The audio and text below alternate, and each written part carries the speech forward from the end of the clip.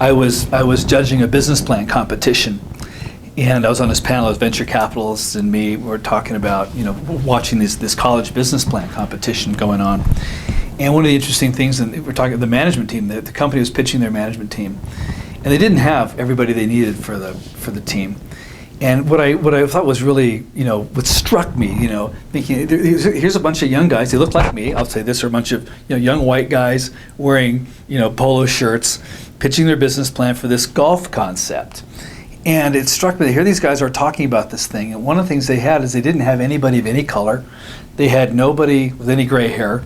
And there were no women on this team, and they had no mention that in their board of advisors, board of directors, there was nobody like this. So it was just these, 5 young white guys pitching this thing for golf.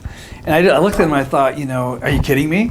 You've got nobody representing any other point of view on this, and it just seemed, and I brought it up. And the venture capitalist said, yeah, that's an issue, guys. You need to do something about that. So it just really struck me as to think about, like, how do you appear to the investor? How do you come off? Do you have the people just looking at the group of people, just looking at anything? You're missing half the world, or you're missing actually a majority of the world in representing this. And I thought that was something that really.